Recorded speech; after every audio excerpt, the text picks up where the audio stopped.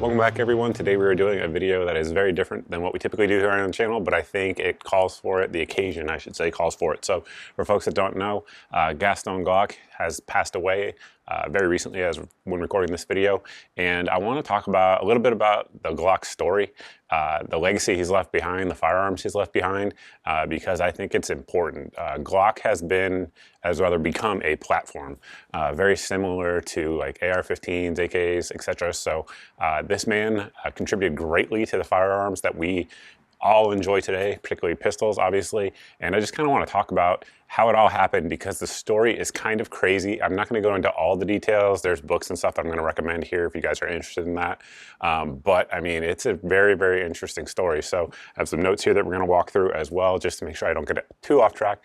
Gaston Glock in 1980 was a manufacturer of polymer injected molding products, notably curtain rods, entrenching tools, and knives. The entrenching tools and knives were actually being sold to the Austrian military at the time, so that was sort of his in with the Austrian military, if you will. He was a man that was not interested in firearms, he didn't have a history of using them, and was basically an injection molded specialist. And because of his contracts that he had with the knives as well as the entrenching tools, he heard that in 1980 there was going to be a contest for a new pistol. And he asked, "Can I enter?" And they said, "Absolutely. You absolutely can enter. What do you plan on entering?" And he said, "I don't know." Well, the problem with that was the actual trials were going to start 3 months from the date that he was aware of it. So just kind of think about that timeline from a manufacturing perspective, and the rest of the story becomes a little bit more insane than it otherwise would be. So what he did is he went out and purchased several guns. So the guns that he purchased, I just want to make sure I'm getting it correct here, was the Beretta M9, the CZ75, and the P38. Now the P38, the reason he purchased that was because that was what the Austrian military was using at the time. And P38, super proven gun, been around a long time, fought in a lot of wars and had a very good service record, but had some issues in terms of capacity and just things that couldn't be done, things that couldn't be done with that gun that were required in more modern times.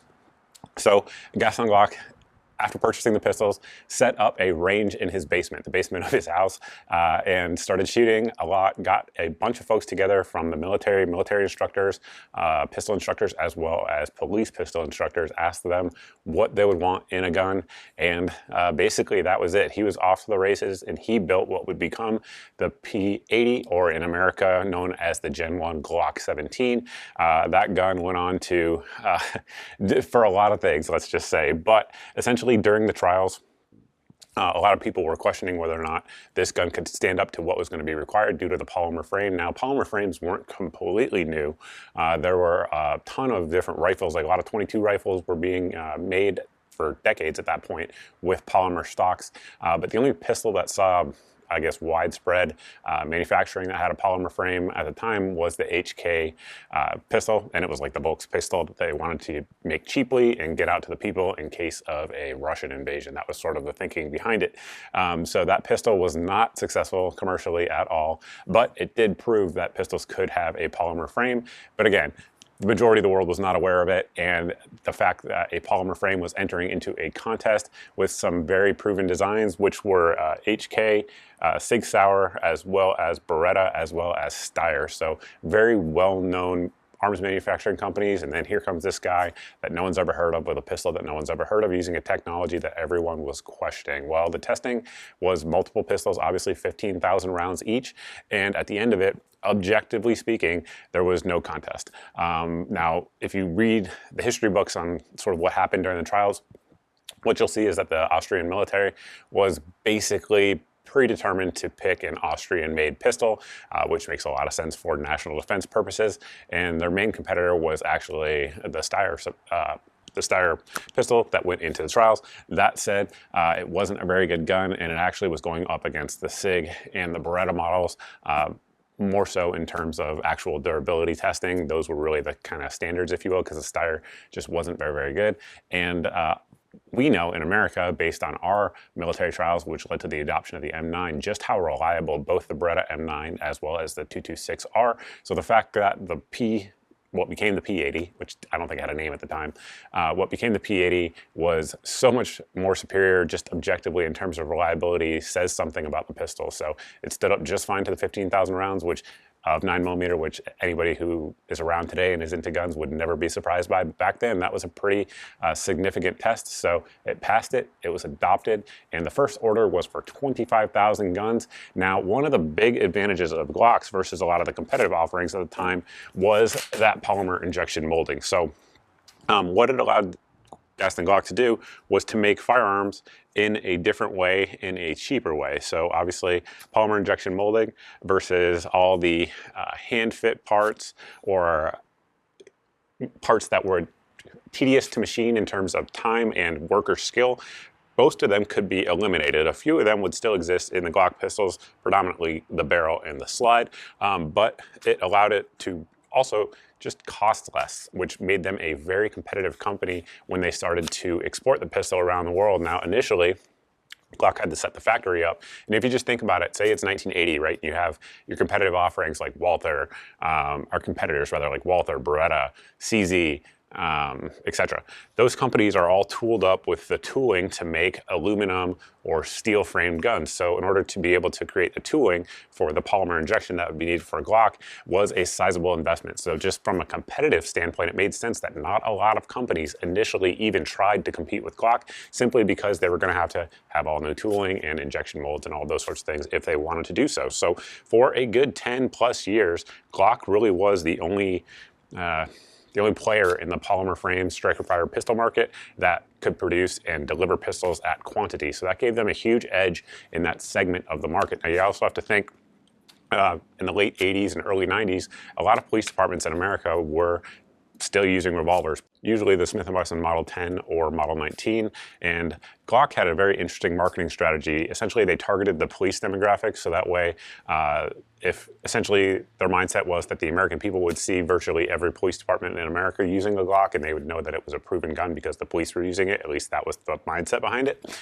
And Glock, their marketing strategy was also innovative. They went in and bought all of the other guns that the police departments were currently using and essentially lost money on all their law enforcement sales. They basically gave the guns almost for free, as well as purchasing the guns that they were already using. And these guns gained widespread popularity in police departments and then eventually moving on over into the civilian sector. And I'll just take a minute here to tell you my personal experience during this time, which was a little bit later on. So I went to the police academy in 1999, so a long time ago now, kids. And when I was there, essentially there were two guns that we were trained on, and it was the Smith & Wesson. I believe it was a 3rd gen 9mm. Don't quote me on that. The dates might not line up on that, but it was, you know, an aluminum framed 9mm with double stack magazine. Because I went in Massachusetts, you had to have a Smith & Wesson. That was kind of mandatory. And then we also had, I believe, Gen 2 Glock 22s, and that's what we were trained on. And at the time, there was a huge argument, even in the late 90s, which is crazy to think today, about whether or not a polymer frame gun could be reliable, whether or not you could trust it. And again, keep in mind at this point, it has seen widespread adoption by a lot of police departments for over a decade, but people still, and I would say, obviously it's an informal poll, but just going to gun shops at the time, things like that, the amount of people that absolutely did not trust a polymer frame gun was greater than those that did. And again, the thing at that point had been in service in Austria for over 20 years, almost 20 years, and widespread for at least 10 years around the world. People still doubted it. That's how crazy it was. And for those of you guys that are younger that have grown up with Glocks being ubiquitous as well as polymer frame striker fired guns, that may seem a little crazy to you, but I assure you it is absolutely true. And again, looking back on it now seems crazy, but back then that absolutely was how it was. And so anyway, so I say that to say that, you know, fast forward 20 plus years, everyone accepts it, but it took a long time, and Glock had a huge hurdle to overcome in terms of gaining trust and popularity in the market. But they absolutely did it. They dominated. Moving on to the early aughts, if you will, before 2010, Glock was the #1 pistol, period, in terms of 9mm, 40 caliber, even 45 to a large extent, self-defense guns, duty guns, things like that. Now, one thing that has happened over the years is that they've developed multiple generations. So of course the P80 was the original, or Gen 1. They had the 17, and then a few 19s were made. in Gen 1, then they made the Gen 2, which really not a huge upgrade, a huge difference. I have a video on all the Glock generations. You guys can check it out. Then the Gen 3 came out, which had modern features like a place to mount a light and laser. And Gen 3, for a lot of people, still to this day, is the standard for a proven gun. Literally, on my nightstand right now is a Gen 3 RTF2 Glock. So they've been around for a long time, and they're trusted by many, including myself. And I say the Gen 3 really has become the standard, and it really has in the last 10 years or so, because of the Glock pistols, the Glock Gen 3s that are patent expired, which has made them a platform, as I mentioned in the beginning of the video. That really is a significant thing. So nowadays, we have you can just go online right now and Google 3D printed Glock 19 file, and they will be everywhere, because the Glock now, again, is a platform that you can build on because of that patent expiration. There are a myriad of companies making clones, or when I say clones, what I mean by that is that they're not actually clones. What they are is they're guns that if you actually took a Gen 3 Glock apart, all the internals would work in the guns that are replicating them. So companies like Shadow Systems, Polymer 80, Anderson Manufacturing, there are a ton of different companies making them. Additionally, because it is a platform, a lot of 80% blowers out there are everywhere. I don't even know how many, probably hundreds of thousands of them there are in America, which allow people in America to purchase the frame, which isn't a frame, of course, it's 80% receiver. That's the term. And then make them at home and not have to go through a background check, which is something that Americans have always been able to do since before the Constitution was actually written. So the legacy of Glock has led every single major manufacturer to make a inspired copy of them, if you will. And I'm not saying they are a copy in terms of cloning the technology, cloning the design, because they're not. But what they are copies of is the philosophy behind it. So just as an example, I will give you this guy here. This is the Walther PDP. And basically what we see here is a polymer frame gun that is striker fired, that has a nitrided or nitrocarburized type of finish on all of the barrel parts, the slide parts, all the internal parts, etc., for corrosion resistance. And essentially it uses a very similar design to what we see here on the Glock. You have modular back straps, all of those sorts of things, but the same finishes, the same design philosophies in terms of reliability, all of those sorts of things are exactly what every company makes. Smith & Wesson makes the M&P 9 2.0 now at this point, as well as the Sigma 2.0. CZ makes their P10 series, which is phenomenal. And again, because Glock has proven this type of design is popular and this type of design is what people want, the prices have come down tremendously. So initially, prices on guns came down when Glock came into the market because Glock was simply able to undercut them due to the polymer receiver and the injection molding that they were able to do. And now what has happened is, because there are so many great competitive options for a striker-fired 9mm pistol, either full-size or compact, that they are competing for that one person rather to make that purchase, that they're all coming down in price. Like, for example, the CZs that I just mentioned.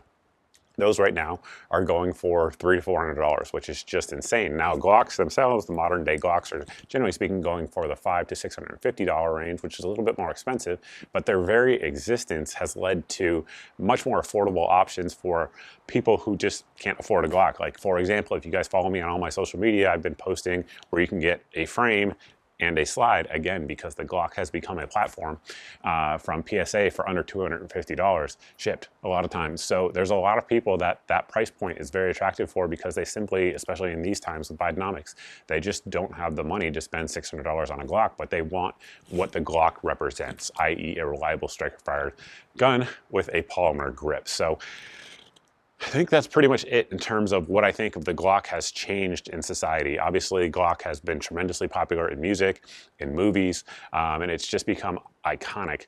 But the reason for it is the things that I just talked about: the design features, the price point, the reliability, just the provenness of it. Now, of course, a lot of folks out there are going to say that Glock doesn't innovate, and I absolutely believe that that is a fair criticism. I have criticized Glock not for that, but for other things like their sights and things like that over the years. But the fact is, the way that we think of all the innovation, like for example, if you look at this PDP, has a lot of cool things going on for it. Its optics cut, has the threaded barrel, has interchangeable backstrap, which Glock eventually did. It has a magwell, has a fantastic trigger, which Glock absolutely doesn't have. But all of these things were put into this system here to compete with this system. And that really is, I think, the legacy that Glock has brought to us. They brought us, what I often say is we live in the golden age of firearms, which we absolutely do. And in terms of pistols, one of the absolute unquestioned reason for that is the Glock pistols existing. Before that, you know, you had your SIG 226, you had your Beretta 92, you had your CZ75, and other than that, you really didn't have a lot of double stack reliable 9mm. It's true. Like I think for somebody who's probably under 30, that concept is really hard to grasp, but it absolutely is true. And the reason it changed primarily is Glock, no doubt about it. And what Gaston did in 3 months in his basement, creating a design from scratch that nobody had ever heard of, that beat all of the competitors out within a 3-month period for that P80, which really is just an insane accomplishment when you think of it, at least in my opinion. So the other thing I should mention that Glock has done as well is it's created a whole nother industry of aftermarket support. So again, because the Glock has become the standard, if you will, a lot of companies will standardize their parts based on Glock parts. So just an example, again, the Walther PDP here uses the same sights that Glock uses. A lot of guns are designed so that way they fit the same holsters that Glock uses. Every accessory company, whatever you make, if you make sights, if you make holsters, if you make lights, whatever the case is, you absolutely, I don't know of a single exception to this rule that I'm about to say. They all make them that work with Glock. Why? Again, because it's the standard. And I think what Gaston has done, he didn't really do anything super innovative in terms of the design. What he did was take a bunch of other really good, proven platforms, like i.e. the Browning locking action, for example, which was very, very proven, as well as the injection molded, which has been proven in other industries, and brought it all into one and simplified it. One of the things that was really interesting about the P80 that was submitted for the trials, again, the first Glock, is that it had 33 or 34 parts versus all the competitors that were up 60 to 80 parts. So again, it just simplified manufacturing, giving them the edge in terms of the competitive edge, because it also performed as reliable or better than the others. So really, Gaston has passed away, but he has left a legacy that really will live on forever. There's a book I recommend if you guys want to get into like the seedy side of Glock and like strip clubs and all the interesting things they were doing in sales when they first came over here. I will put it up here on your screen. I highly recommend it. I read it. It's a very good book. But that book says it's America's gun. I don't believe that. It's not America's gun. It is the world's gun. If you look at like what Russia is doing in terms of like their tier 1 units, what they're using, almost all of them are using Glocks. And if they're not using Glock, they're using a Russian-made pistol that, again, shares all of the features that I just talked about that Glock introduced. The same is true with China, etc. So while the Glock in America is known as America's gun, it's absolutely not. It is the world's gun. And the impact that Gaston's design has had will live on for many, many, many decades to come. And I think with that, guys, we'll close the video out. That's all I have for you. So a different type of video, but the man lived a long life, a very interesting life. Again, check the book out for some scandals and things like that. But his legacy will live on long past his life, for sure, without question. So he's definitely one of the people that, you know, like Browning and Stoner and Kalashnikov, etc. People will be writing books about Gaston Glock for decades. And I think that's pretty much it. If you guys like this type of video, hit the subscribe button. We don't do a ton of them, but every now and then we'll do a video like this. And I think it's appropriate with what Gaston did to do one with his legacy, because it's huge. And yeah, I mean, if you guys have subscribed and you like the video and all those sorts of things, and you aren't following me on all my social media, I definitely recommend you do so, because when things go on sale, like obviously Glocks as well as optics, bullets, etc., we'll post it up on our social media sites. And then of course we will also send it out in our daily deals email. You can get that by signing up at the website here on your screen. This email goes out every single day, and it has 6 to 8 of the best deals that we find around the internet. If it's in that email, whatever the product is, again, guns, optics, ammo, accessories, if it's in the email, it's the cheapest I know of for that product anywhere on the internet on that particular day. So that way you guys will hopefully save yourself some money and save yourself some time, because I've already done the price comparisons for you.